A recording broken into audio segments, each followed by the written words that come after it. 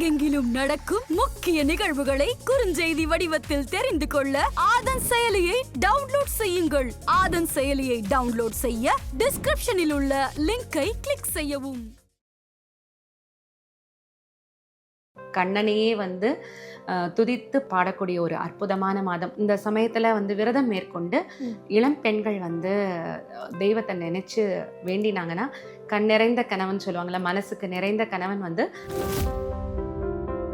இந்த பாவை விரதம் எப்படி இருக்கிறது? நிறைய பேருக்கு நீங்க சொன்ன உடனே நானும் இருக்கணும் அப்படிங்கிற ஒரு ஆசை வந்திருக்கலாம். கண்ணுக்கு மையிட மாட்டாங்க, கொஞ்சம் கூட மேக்கப் பவுடர் கூட போட்டுக்க மாட்டாங்க, தலைக்கு பூ வச்சுக்க மாட்டாங்க.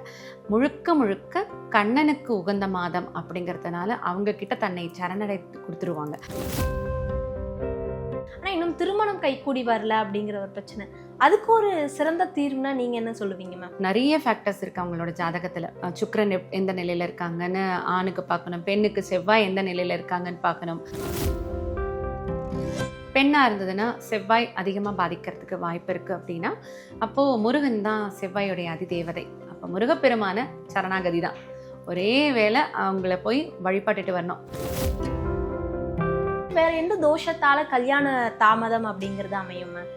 சனிச்சந்திரன் சேர்க்கை, புனர்ப்பு தோஷம்னு நம்ம ஜாதகத்துல சொல்றது வழக்கம். என்ன பண்ணலாம் அப்படின்னா இந்த மாதிரி அமைப்பு இருக்கிறவங்களுக்கு திடீர் திருமணம் செய்ய சொல்லுவேன். ஆதன் ஆன்மீகம் நேயர்களுக்கு ஷாம்லாவின் அன்பு கலந்த வணக்கங்கள். முக்கிய தகவல்களை குறுஞ்செய்தி வாயிலாக தெரிந்து கொள்ள ஆதன் செயலியை டவுன்லோட் பண்ணுங்க. அதற்கான லிங்க் இந்த வீடியோக்கு கீழே டிஸ்கிரிப்ஷன்ல இருக்கு. நம்ம ஆதன் ஆன்மீகத்துல ஆன்மீகம் சம்பந்தப்பட்ட பல கேள்விகளுக்குமே தினந்தோறும் ஒவ்வொரு வகைகளில் பதில்களை பார்த்துக்கிச்சுக்கோம். அந்த வகையில இன்னைக்கு நிறைய ஆன்மீக கேள்விகளோட நம்ம கூட யார் இணைஞ்சிருக்காங்க அப்படின்னு பார்த்தீங்கன்னா பத்மபிரியா பிரசாத் அவர்கள் தான் இன்னைக்கு நம்ம கூட இணைஞ்சிருக்கிறாங்க. இவங்க கிட்ட நிறைய சுவாரஸ்யமான விஷயங்களை கேட்டு தெரிஞ்சுக்க போறோம். வணக்கம் மேம். வணக்கம். ஸோ உங்களை பொறுத்தளவுக்கு மார்கழியில் என்ன மாதிரியான விஷயங்கள் ரொம்பவே பிரசித்தி பெற்றது அப்படின்னு? மார்கழி அது தெய்வத்துக்குண்டான மாதம். கிருஷ்ண பரமாத்மாவே சொல்லியிருப்பாரு, நான் மார்கழியாக இருக்கிறேன் அப்படிங்கிற மாதிரி. மார்கழி மாதம் அவருக்கு ரொம்ப பிடித்த மாதம். சைவ வைணவர்கள் ரெண்டு பேருக்குமே உகந்தமான மாதம். சிவனடியார்கள் திருவெம்பாவையும் வைணவர்கள் திருப்பாவையும் பாடி ஆண்டாள் நாச்சியாரை வணங்கிட்டு வருவாங்க. இவங்க சிவபெருமானை வணங்கிட்டு வரக்கூடிய நாள். இதில் அற்புதமான நாட்கள் எல்லாம் இருக்குது. சிவனுக்குண்டான ஆருத்ரா தரிசனம் கிடைக்கும். அதே போல் பார்த்தீங்கன்னா ஆருத்ரா தரிசனம் சிவனுக்கு உண்டானது. அது பௌர்ணமி நாட்களில் வரக்கூடியது. அதே போல் பார்த்தீங்கன்னா வைணவர்கள் சிறப்பாக கொண்டாடப்படும் வைகுண்ட ஏகாதசியும் இந்த மார்கழி மாதத்தில் ரொம்ப சிறப்பான நாள். சொர்க்கவாசல் திறந்து ரங்கனை எல்லாரும் கண்குளிர காணக்கூடிய ஒரு அற்புதமான நேரம் இந்த மார்கழி மாதம். ரொம்ப சிறப்பான மாதம். அதே போல் பார்த்தீங்கன்னா பாவை நோன்பு. நிறைய இளம் பெண்கள்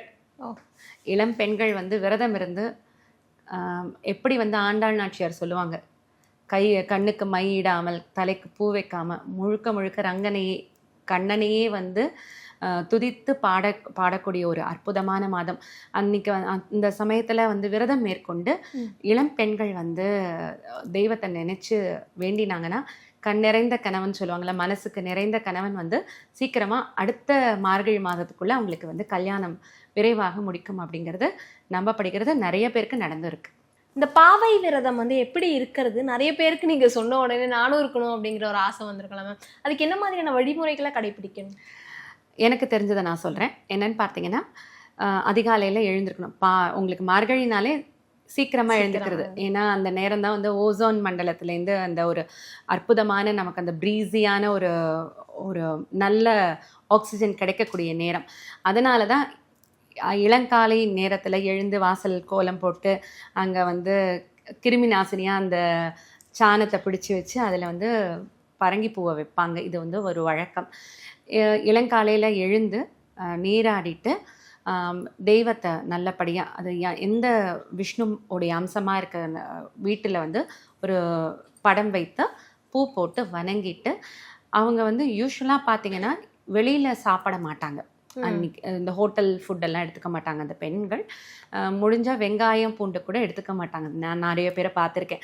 அதுபோல் விரதம் இருந்து கண்ணுக்கு மையிட மாட்டாங்க, கொஞ்சம் கூட மேக்கப் பவுடர் கூட போட்டுக்க மாட்டாங்க, தலைக்கு பூ வச்சுக்க மாட்டாங்க. முழுக்க முழுக்க கண்ணனுக்கு உகந்த மாதம் அப்படிங்கிறதுனால அவங்க கிட்ட தன்னை சரணடை கொடுத்துருவாங்க. அப்படி அவங்களுக்கு டெடிக்கேட்டடாக ஒரு சரணாகதி தத்துவத்தோட அவங்களையே நினச்சி வழிபடக்கூடிய மாதம்.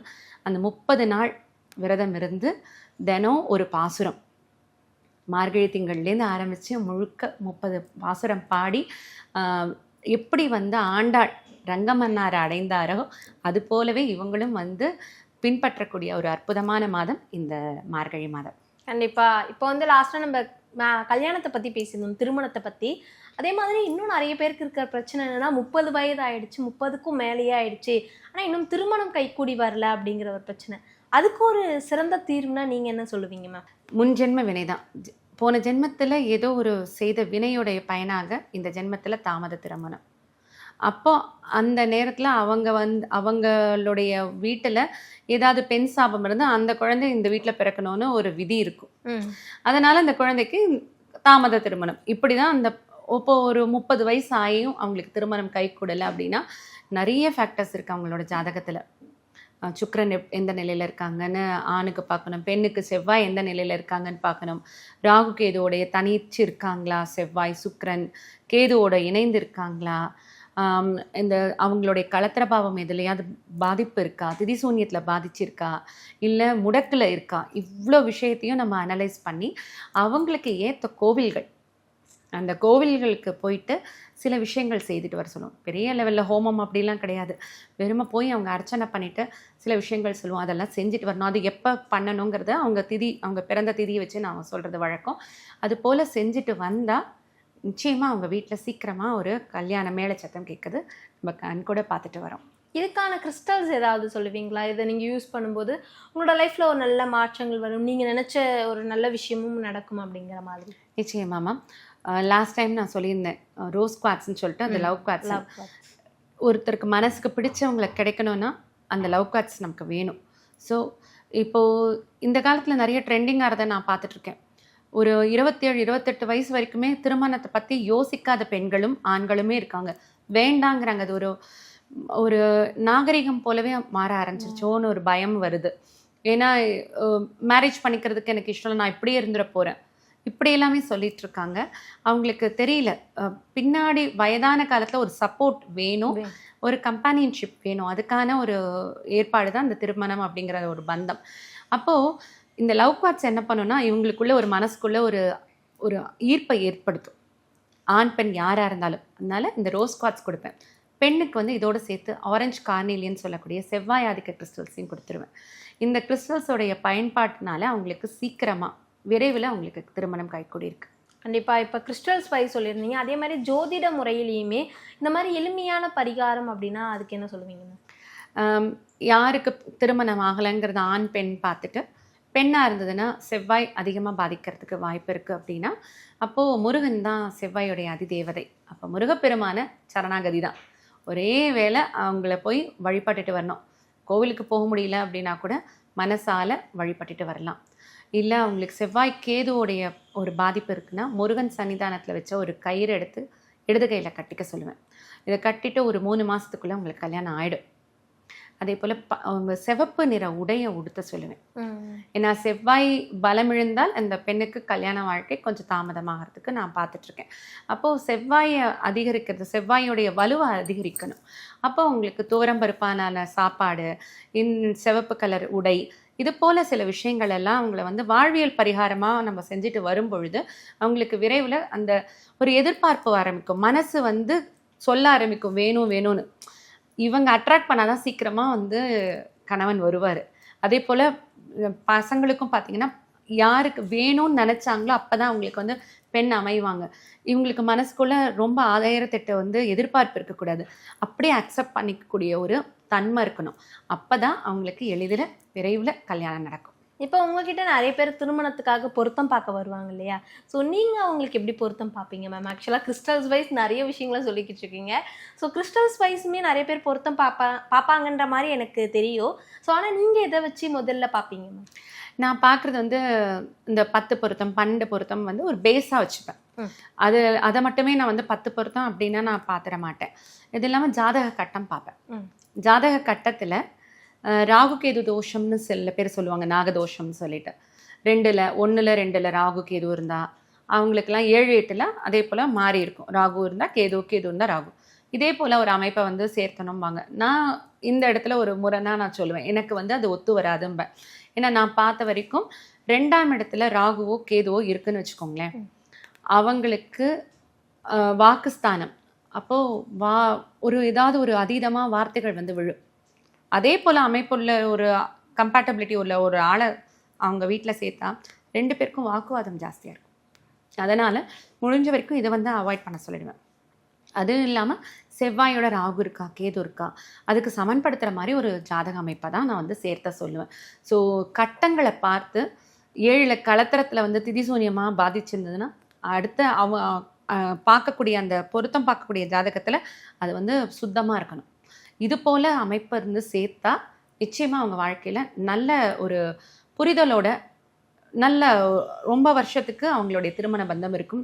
லைஃப் லாங் ரொம்ப நல்லா இருப்பாங்க. கண்டிப்பாக நிறைய கிளைண்ட்ஸ் வந்து உங்களை மீட் பண்ணியிருப்பாங்க. இந்த மாதிரி எங்களோட கல்யாணத்துக்குமே வந்து நாள் குறித்து கொடுங்க, ஜாதக பொருத்தம் எப்படி இருக்குன்னு பாருங்கன்னு சொல்லியிருப்பாங்க. நீங்கள் கணித்து கொடுத்து அவங்க இப்போ வரைக்கும் ரொம்ப ஹாப்பியாக வாழ்ந்துட்டு இருக்காங்க. என்கிட்ட வந்து ரொம்ப நல்ல ஃபீட்பேக் நீங்கள் பொருத்தம் பார்த்து கொடுத்தீங்க, நாங்கள் 2 பேரும் இவ்வளோ சந்தோஷமாக இருக்கோம் அப்படின்னு ஃபீட்பேக் கொடுத்துருப்பாங்க இல்லையா? ஸோ அதை நம்மளோட நேயர்களுக்காக. கண்டிப்பாம்மா, பொருத்தம் பார்க்கறதோடு சேர்த்துட்டு அவங்க அப்படியே வந்துடுவாங்க நம்மக்கிட்ட எப்பயுமே. அப்போ பார்த்தீங்கன்னா ஜாதகத்தை ஆய்வு பண்ணதில் அவங்களுக்கு இந்த நாளில் தான் கல்யாணம்.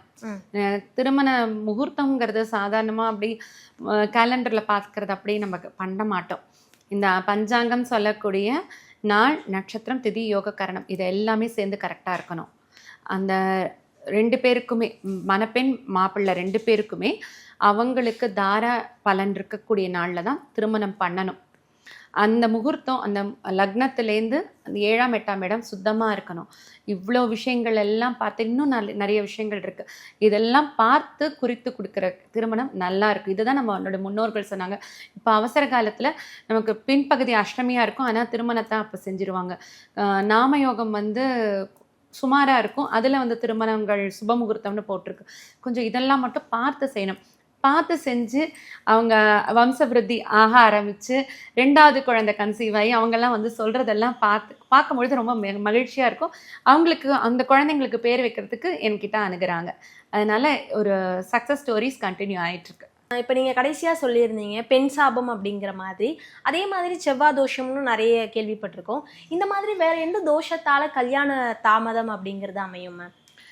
சனிச்சந்திரன் சேர்க்கை புனர்ப்பு தோஷம்னு நம்ம ஜாதகத்தில் சொல்கிறது வழக்கம். சனி அப்படிங்கிறது ரொம்ப மெதுவாக நகரக்கூடிய பிளானட். சந்திரன் பார்த்திங்கன்னா 2.25 நாளைக்கு ஒரு தடவை ஒரு அடுத்த கட்டத்துக்கு பயணிக்கிறத நம்ம பார்க்குறோம். இது 2ம் சேர்ந்த ஒரு கட்ட அமைப்பு இருக்கக்கூடியவங்க சனி சந்திரன் வீட்லேயோ சந்திரன் சனி வீட்லேயோ இருந்தால் இந்த புனர்ப்பு தோஷம் சொல்லுவோம். இந்த தோஷம் இருக்கக்கூடியவர்கள் தாமத திருமணம் நடக்கும். கல்யாணம் கிட்ட போய் நிச்சயம் ஆகி நிற்கக்கூடிய ஒரு சூழல் வரும். இவங்களுக்கு பார்த்தீங்கன்னா கல்யாண வாழ்க்கை அதுக்கப்புறம் அப்படின்னும் அச்சோ நம்ம கல்யாணம் பண்ணிக்காமே இருந்திருக்கலாமே, சாமியாராக இருந்திருக்கலாமே, இது போல் அமைப்பெல்லாம் இவங்களுக்கு இந்த நிலையில். ஏன்னா மனசும் அவங்களுடைய விதியும் மாறி மாறி ஒரு செயல்படக்கூடிய ஒரு விஷயமாக இருக்கக்கூடியது. அப்படிங்கும்பொழுது என்ன பண்ணலாம் அப்படின்னா, இந்த மாதிரி அமைப்பு இருக்கிறவங்களுக்கு திடீர் திருமணம் செய்ய சொல்லுவேன்.